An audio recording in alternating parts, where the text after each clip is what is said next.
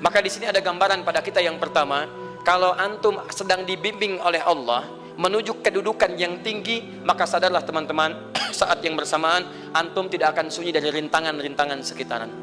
Catat itu baik-baik. Anda kedudukan biasa, naik luar biasa, maka hambatannya itu akan semakin meningkat, tidak sama dengan sebelumnya. Anda orang kecil, diuji dengan ujian kecil. Anda orang menengah, diuji dengan ujian menengah. Anda kedudukan yang tinggi, maka akan diuji dengan kedudukan yang lebih tinggi lagi. Maaf, Allah tidak akan menguji dedaunan dengan angin yang menerpa akar. Pasti berbeda. Karena angin ketika kedudukan semakin tinggi, maka angin semakin kencang akan menerjangnya. Yuk kita turunkan. Jenis ujiannya bisa 3. Bismillah. Tenang aja mas ya. Antum lihat aja, tulis ya. Nah, biar saya ngapus, insyaallah. Perhatikan baik-baik. Sini. Kedudukan bersanding dengan ujian. Kalau rumus fisikanya F berbanding lurus dengan P. Gaya berbanding lurus dengan tekanan. Jadi kalau antum misalnya rumus asalnya F1 sama dengan F2, gaya gerak sama dengan gaya dorong. Kalau dikembangkan ke sini, tenaga kecil begini, maka yang bunyi kecil. Kalau besar, semakin besar lagi. Nah, memahami rumus ini, F sama dengan P. F berbanding lurus dengan tekanan. Ada gaya tekanan juga yang cukup kuat. Ketika antum pukul kencang, suara kencang. Tapi ini lebih sakit kan? Tekanannya lebih kuat. Itu agak berbeda. Itu dalam persepsi positif. Dalam persepsi negatif juga bisa. Gaya berbanding lurus dengan tekanan. Semakin orang banyak gaya, semakin tertekan hidupnya. Ya? Tanya. Sekarang lihat sini.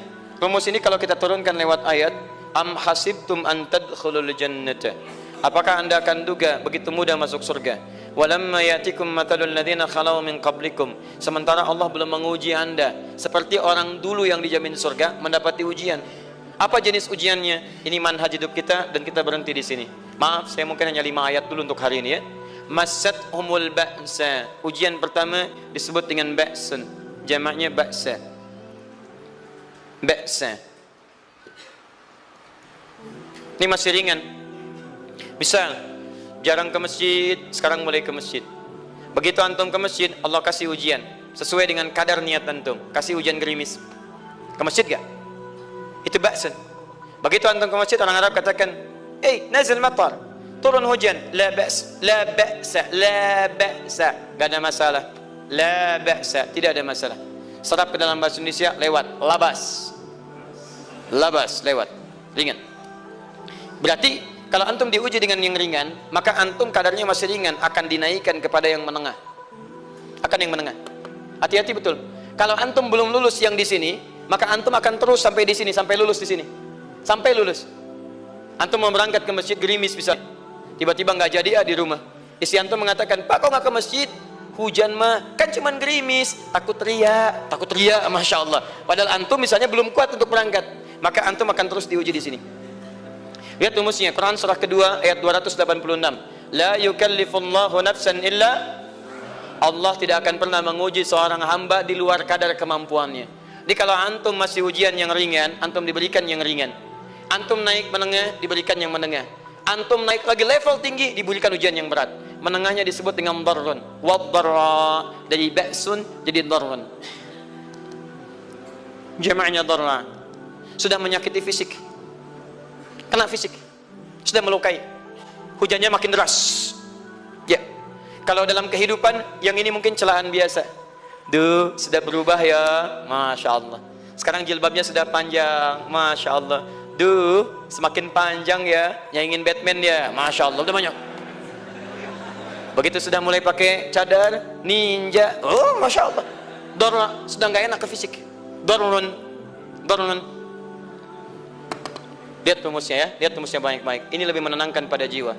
Ketika anda dalam level-level seperti ini artinya Allah sedang menaikkan iman anda dalam level yang lebih tinggi lagi. Jadi ketika ada celaan menghunjam dalam lisan seseorang, sudah mulai menyakiti, itu sebetulnya pengakuan dari Allah lewat lisan orang itu, bahwa anda sedang diangkat keimanan pada tingkat yang lebih tinggi. Ada yang mengatakan, kamu kenapa sih pakai jilbab begitu? Yang biasa aja kali. Mah, yang iman biasa sudah banyak. Saya ingin menampilkan keimanan yang luar biasa. Supaya dengan iman itu saya lebih mendoakan mama. Saya menampakkan amalan-amalan, mudah-mudahan pahalanya bisa buat mama. Masuk dengan bahasa yang baik. Masya Allah. Jadi kalau antum bisa melawan hal-hal demikian dengan bahasa yang indah, itu nyaman kepada jiwa. Kadang-kadang ada kalimat-kalimat yang tidak perlu pakai dalil, teman-teman sekalian. Kembalikan ke sini. Terakhir, wazulzilu zilzal. Zulzilu zilzal. Gempa, goyang. Dia ada ujian yang bisa menggoyangkan diri kita, membuat gempa hati kita. Antum sudah nggak kuat, kadang-kadang jalan sempoyongan, padahal nggak ada gempa di luar, cuman hati kita kayak kena goncangan. Diserang sana, serang sini, nggak bisa tidur, nggak bisa makan, tawarin ini susah, itu susah. Wazulzilu.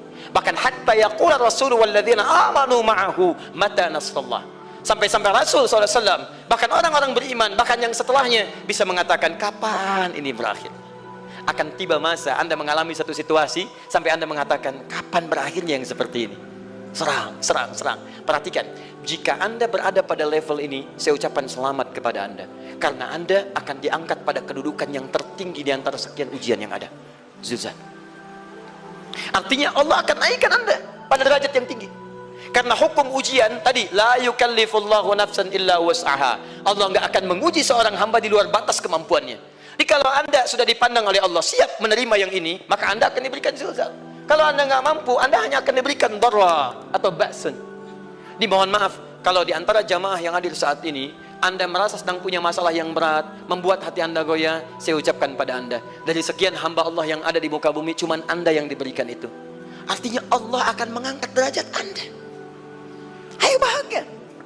Dan yakinlah, bukan orang lain yang dititipkan, Anda yang diberikan. Allah percaya pada Anda, kenapa Anda tidak yakin? Bukan orang lain. Jadi mustahil Allah memberikan ujian berat kalau Anda nggak sanggup. Karena cuma Anda yang sanggup, Anda yang dikasih. Makanya jangan mengeluh. Jangan katakan, ya Allah, kenapa saya, ya Allah? Why me? Kata Allah, why not? Kamu yang bisa, yang lain tidak. Dan tanpa harus Anda menuliskan status, memang cuma saya yang sanggup. Oh, Masya Allah, gak usah. Sadari, kalau bukan sayang, Allah itu punya sifat adil, nggak mungkin menukar sesuatu di luar kadarnya. Antum tahu cicak? Halo? Jangan katakan wallahu alam. Cicak, cicak, baik. Bagaimana aktivitasnya? Merayap. Di mana? Dinding. Apa makanannya? Nyamuk. Nyamuk bagaimana aktivitasnya? Terbang. Pertanyaan saya, di mana keadilan Allah menjadikan makhluk yang merayap makanannya terbang? Kalau nyamuk masuk kategori pertama tadi, pintar dan tahu dirinya pintar, jadi mainan cicak. Cicak, ayo tangkap. Cicaknya cuma merayap, dianya terbang. Beruntungnya nggak ada nyamuk yang jenius. Tapi yang paling hebat, perhatikan bagaimana lisan orang tua kita menanamkan kalimat-kalimat untuk menanamkan tauhidullah subhanahu wa ta'ala. Cicak-cicak diam-diam merayap. Perhatikan, yang Allah tuntut pada cicak, merayap kamu. Walaupun cuma diam-diam. Lihat baik-baik, diam-diam merayap. Datang seekor, Masya Allah, ketika dia merayap, nyamuk datang. Lihat, bukan cicak mendatangi nyamuk, tapi nyamuk mendatangi cicak. Kalau cicak tidak merayap, mustahil nyamuknya datang. Allah hanya tunjukkan, kamu merayap ya, nyamuk datang. Sekalipun dia merayap cuma diam-diam, nyamuknya datang. Jadi hukum Allah itu kalau dipatuhi, nikmat kehidupan. Cicak gak merayap, nyamuk gak datang. Cicak merayap, nyamuk datang. Datang seekor nyamuk. Setelah itu, silahkan. Jadi kalau kita teman-teman ikuti hukum Allah, mau berat, alhamdulillah. Mau ringan, alhamdulillah. Ya mau sedang, alhamdulillah. Begitu diangkat, artinya ada pengakuan dari Allah, iman kita akan diangkat. Cuman bahasa Nabi Ya'qub alaihissalam kepada Yusuf alaihissalam, mesti ada persiapan dalam mengatasi itu semua. Tidak cukup hanya mendiamkan saja. Maka kata Nabi Ya'qub, jangan kisahkan dulu, bikin dulu pemetaan-pemetaan untuk mudah mengatasi itu semua. Ini poinnya. Anda harus punya rencana.